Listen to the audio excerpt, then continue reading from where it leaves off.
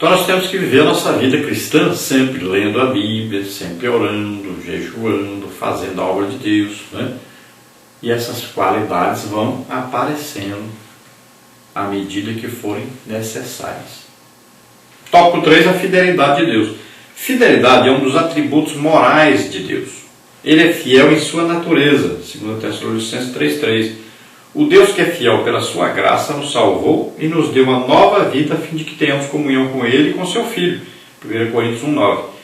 Como filhos de Deus e novas criaturas, precisamos ter para com Deus a mesma atitude e lealdade que Ele tem para conosco. A nossa fidelidade ao Senhor nos ajuda a resistir à idolatria e às heresias que tão de perto nos rodeiam. É importante ressaltar que a idolatria não é somente adorar imagens de escultura, mas é tudo que toma o lugar de Deus em nossos corações, sejam pessoas, sejam objetos. Que Deus ocupe sempre o primeiro lugar em nossas vidas.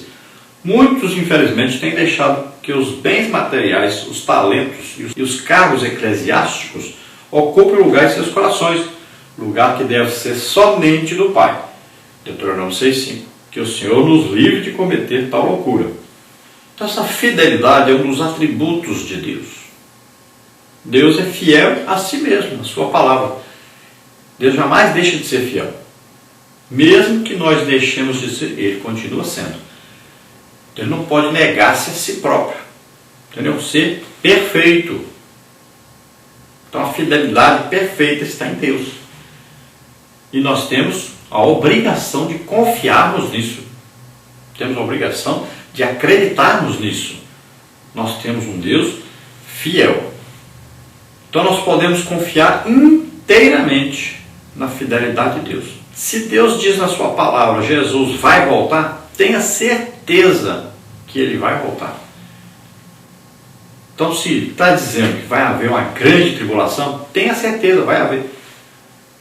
Se está dizendo vai haver aí um milênio na terra, Jesus governando na terra, pois vai acontecer, tenha certeza disso. Confie inteiramente em Deus. Tudo que Ele prometeu, Ele já cumpriu ou ainda vai cumprir. Tenha certeza disso, confie plenamente nisso. Então a idolatria, o que é a idolatria? Então a idolatria é quando a pessoa coloca um objeto ou uma pessoa, alguma coisa no lugar de Deus. Aquela coisa ou aquela pessoa passa a ser tão importante ou mais importante que Deus. Pode ver que quando você encontra, por exemplo, aí uma denominação, né, que vive hereticamente, vive enganada, está indo para outro rumo, pode ver que sempre eles têm uma pessoa que eles colocam na mesma importância de Jesus, ou até superior a Jesus. Pode ver. Você vai, por exemplo, no islamismo, eles colocam lá o profeta Maomé como sendo mais importante que Jesus. Olha aí. Quando você chega no catolicismo romano, eles colocam Maria como mais importante que Jesus. Olha aí. Sempre assim. Você vai, por exemplo, lá no Adventismo do sétimo dia. O que acontece? Eles colocam Ellen Goldwhite como a profeta que tem a mesma autoridade que Jesus. Se ela falou, pronto, é aquilo que ela falou. Não importa o que a Bíblia diz. Então, olha só, sempre é assim. Aí você vai lá para várias outras religiões, a mesma coisa. Lá no budismo, né? Confucionismo, olha aí, espiritismo, né? Olha aí. O Allan Kardec diz, pronto, isso aqui vale. A Bíblia diz, não tem problema. O Allan Kardec diz isso, pronto, vale isso. Sempre é a substituição. Sempre a idolatria vai pegar e substituir Deus por outro Deus, ou substituir Jesus por outro Jesus, por outra pessoa, que eles dizem que ele tem a mesma autoridade ou superior. Às vezes também pode ser a substituição do Espírito Santo. Então são várias, né, as religiões falsas, né, e as heresias que tem por aí. Então eles pegam, no caso da heresia, já é a substituição de quê? Da palavra de Deus, da doutrina que está na Bíblia, Então é uma torção dessa palavra. No caso lá dos muçulmanos, o que eles fizeram? Pegaram o Alcorão, que é o quê? Uma mudança do que está na Bíblia. O que está na Bíblia, que é para os judeus, colocaram para os árabes. Olha só. Então é isso sempre. É uma mudança. Pega ali a palavra de Deus e faz uma torção nessa palavra para apoiar um grupo. Então isso é uma heresia. Quando se ensina, por exemplo, sobre a cessação dos dons do Espírito Santo, o que é isso? É uma heresia. É uma torção. Então, como a pessoa não recebeu o batismo do Espírito Santo, como ele não tem os dons do Espírito Santo em sua vida, o que ele faz? Para combater isso, ele arranja alguma coisa que o apoie. Olha só, o que ele faz? Então ele vai dizer, não, isso aqui era lá para o tempo dos apóstolos. Isso que acontece hoje aqui, não, isso não é de Deus, não. Isso é uma heresia. É uma torção da verdade. Para poder apoiar um sistema religioso diferente. Então, como o líder não tem aquilo que diz ali na palavra de Deus que é para ele ter, o que ele faz? Ele cria então um sistema religioso que diz que não precisa ter isso. Não é necessário ter isso. Não é importante ter isso. Então ele tem que colocar uma outra coisa no lugar disso. Apenas ele substitui. Então isso é uma torção, é uma heresia na verdade. E tem muitas religiões aí com o nome de evangélicos e que estão vivendo assim. Nós estamos vivendo hoje, talvez, a época em que existe a maior idolatria no meio do povo de Deus. Mas que é isso? O povo não está adorando imagens? Não. Mas estão adorando Mamon. O dinheiro passou a ser mais importante que Deus.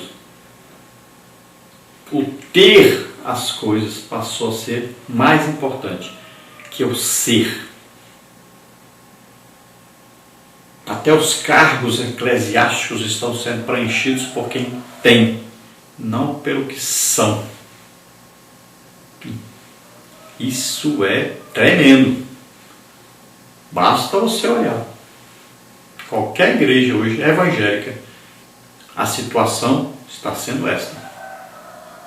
Existem milhares de congregações que são dirigidas por obreiros que precisam trabalhar para se sustentarem, porque a igreja não dá o sustento. Por quê? Porque o líder tem que ficar muito rico. Não pode sustentar o obreiro. É impressionante isso.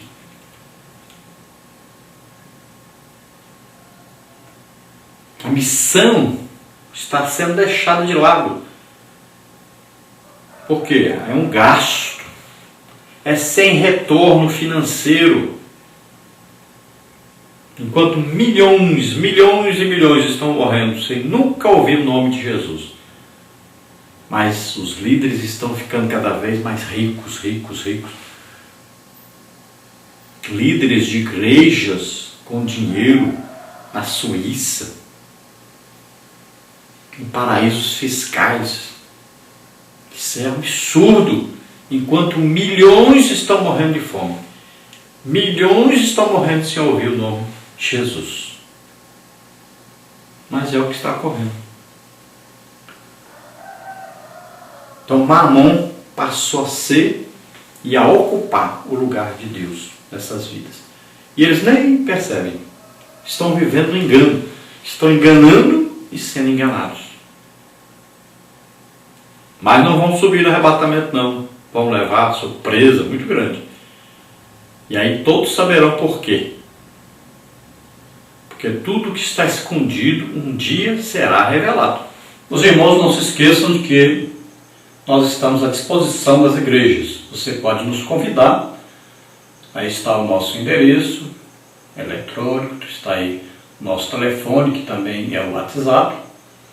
Então você entra em contato conosco e nós estaremos aí na sua igreja. Eu não cobro nada, não se preocupe.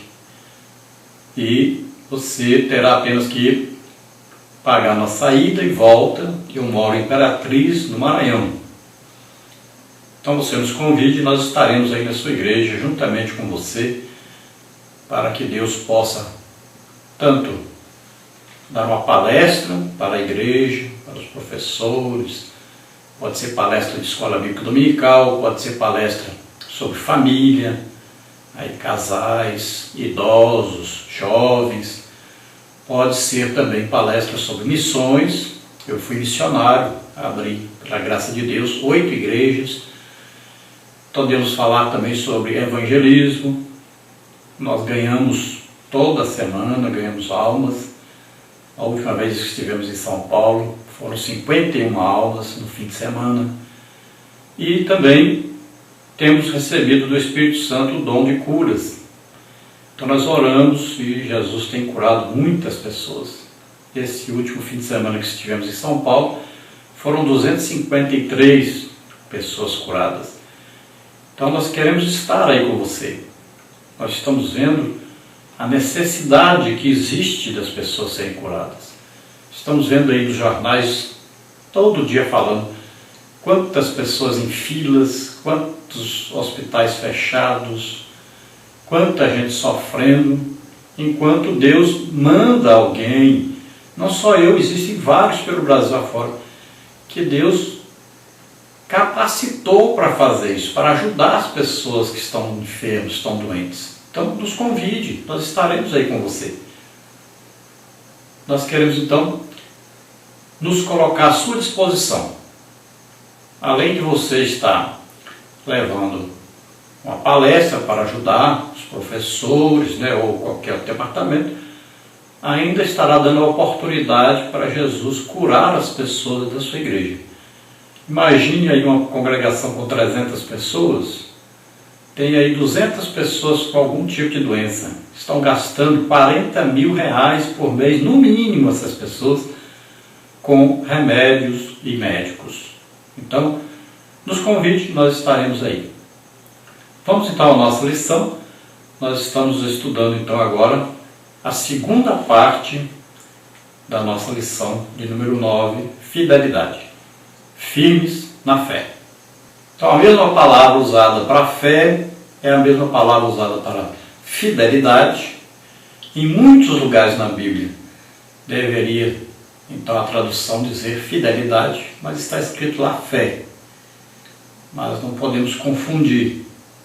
Vamos então à segunda parte aí da nossa lição, que diz idolatria e heresia, um perigo à fidelidade. Tópico 1, o que é idolatria? A idolatria no Novo Testamento. Tópico 3, o que significa heresia? Então, tópico 1, o que é idolatria? O vocábulo idolatria no grego é eidolatria. Se você quiser a tradução correta, é idolatria. E significa culto destinado à adoração de ídolos. A idolatria aparece na relação de obras da carne apresentada por Paulo aos Gálatas, Gálatas 5:20. Ela é proveniente da falta de conhecimento das Escrituras e de Deus, pois quem conhece a Bíblia sabe que tal prática é condenada pelo Senhor. Você veja Levíticos 26, primeira epístola de João 5. Essa idolatria, lá no dicionário Strong, diz que a adoração a deuses falsos, idolatria, de festas sacrificiais formais celebradas para honrar falsos deuses, e com sentido de cobiça, como adoração a Mamon. William Berkeley, ele diz que pela natureza das coisas, a adoração aos ídolos parece difícil de ser entendida pelo homem moderno. É difícil compreender como qualquer homem poderia considerar com reverência um pedaço de madeira, pedra ou metal, por mais bela que seja a forma em que é esculpido, e por mais dispendiosa que seja a sua ornamentação. Torna-se ainda mais difícil entender quando nos lembramos que muitos ídolos antigos eram tudo menos belos. Por exemplo, a imagem